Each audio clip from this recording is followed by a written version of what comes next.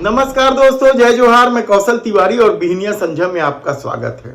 400 सीटें पार का narrative set करते हुए भारतीय जनता पार्टी ने या देश के प्रधानमंत्री नरेंद्र मोदी ने भले ही 195 प्रत्याशियों की पहली सूची जारी करके अपनी पीठ थपथपा रहे हों, लेकिन इन सूची से जिस तरीके से नाम हटने लगे हैं वह भी कम हैरानी की बात नहीं। और कहा जा रहा है कि बहुत सारे लोग चुनाव नहीं लड़ना चाहते, तो कई सारे लोगों के खिलाफ जिस तरीके से महिला उत्पीड़न का या महिला प्रताड़ना का मामला सामने आया है, उसके बाद पार्टी ऐसे लोगों से विवाद के बाद टिकट उनसे वापस ले रही है। इस फेरिस्त में पंकज का नाम तो था ही, जो बिहार के होते हुए आसनसोल से टिकट दे दी गई थी। उन्होंने मना कर दिया। उन्होंने मना किया या पार्टी ने उनकी उम्मीदवारी वापस ले ली, कहना मुश्किल है इस दौर में। लेकिन दूसरा नाम उपेंद्र सिंह रावत, उत्तर प्रदेश के बाराबंकी से इन्हें टिकट दी गई थी। इनके वीडियो सामने आए अश्लील, और भारतीय जनता पार्टी के लिए यह कोई नई बात नहीं है। हमने किस तरीके से एक एक घटनाक्रम, एक एक बलात्कार के आरोपियों या महिला यौन शोषण के आरोपियों को भाजपा के संरक्षण को लेकर कितने ही खबर आप तक पहुंचाई है। बृजभूषण शरण सिंह तो सबसे चर्चित नाम है, जिन्होंने देश का गौरव बढ़ाने वाली महिला पहलवानों की छाती पर हाथ धरा था। प्रदीप सेंगर को कोई कैसे भूल सकता है, या बिल्किस बानो के बलात्कारियों को किस तरीके से समय पहले रिहाई की गई थी, या अमरमणि त्रिपाठी, वह भी तो लोग अभी शायद ना भूले हों। स्वामी चिन्मयानंद और कठुआ में मासूम बच्ची के साथ बलात्कार करने वालों का किस तरीके से स्वागत किया गया था, यह भी तो देश ने देखा है। तब इन दो लोगों के टिकट वापस कर लेने से भारतीय जनता पार्टी की जो किरकिरी हो रही है वह एक अलग मामला है। भले ही देश के प्रधानमंत्री 400 सीट का नैरेटिव सेट कर रहे हैं, लेकिन जमीनी हकीकत इसके विपरीत है। हमने कल आपको विस्तार से बताया कि किस तरीके से भारतीय जनता पार्टी के सामने 6 राज्यों में मुसीबत खड़ी हो गई है।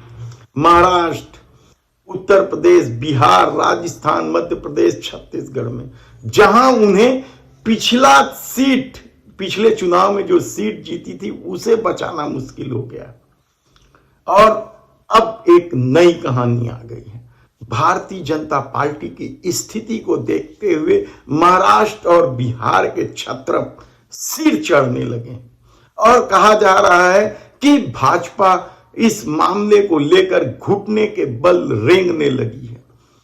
शुरुआत महाराष्ट्र से करें या बिहार से, कहीं से भी आप शुरू कर लीजिए। बिहार में सत्ता लाने के लिए किस तरीके से चाणक्य माने जाने वाले अमित शाह की भी अनदेखी की गई।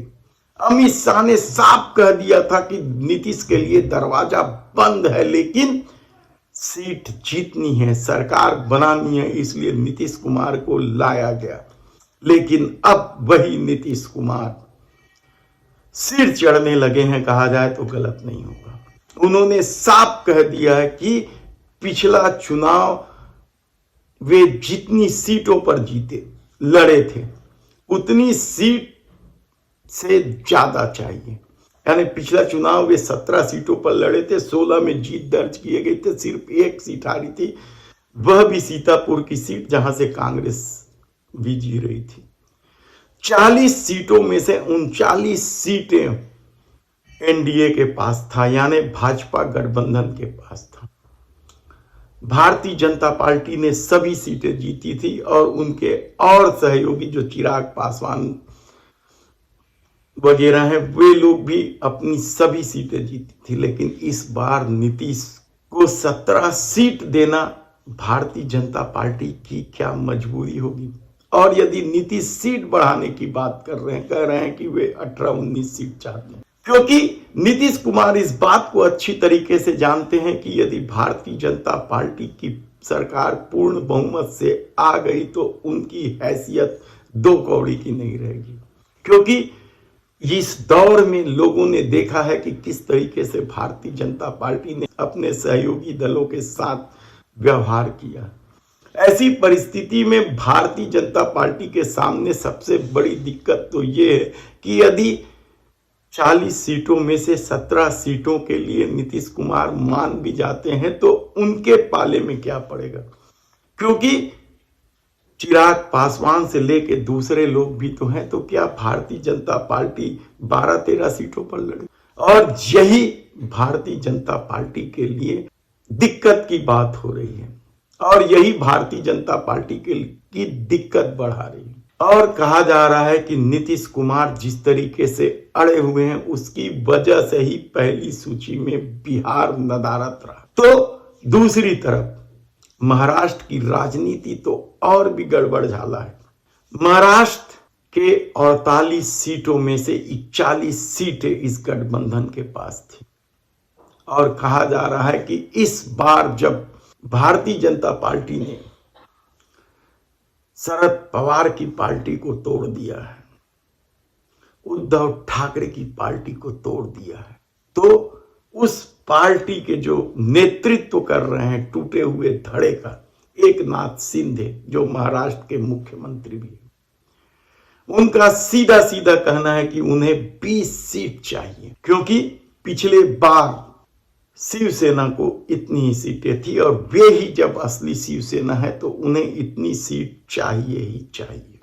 और शिंदे इसलिए इतनी सीटों की मांग कर रहे हैं क्योंकि वे जानते हैं कि लोकसभा चुनाव के बाद उनकी क्या स्थिति बनने वाली है और ज्यादा से ज्यादा सीटें छीन लेने में ही पार्टी की भलाई है। नहीं तो क्या इतनी सीटें नहीं देने पर या समझौता टूट जाने पर एकनाथ शिंदे उद्धव गुट के साथ चले जाएंगे।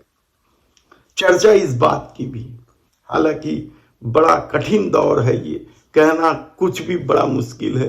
कौन कब किस पाले में चले जाए, कौन पैसे में बिक जाए और कौन अपने आपराधिक छवि की वजह से इधर से उधर हो जाए, कहना मुश्किल है। लेकिन कहा जा रहा है कि शिंदे ने साफ तौर पर कह दिया है कि यदि उन्हें 20 सीटें नहीं दी गई तो वे अपने पुराने घर लौट जाएंगे और भाजपा के लिए यही मुसीबत है। तो एनसीपी तोड़कर आए अजित पवार भी 10 सीट से कम मानने को तैयार नहीं और कहा जा रहा है कि वे भी अप्रत्यक्ष रूप से मोदी सरकार तक यह मैसेज भिजवा चुके हैं कि यदि उन्हें 10 सीट नहीं गई तो वे अपने चाचा शरद पवार के साथ खड़े हो जाएंगे, क्योंकि शिवसेना को उद्धव और शरद पवार गुट ने 20 सीट से अधिक तो दे ही दी है समझौते में।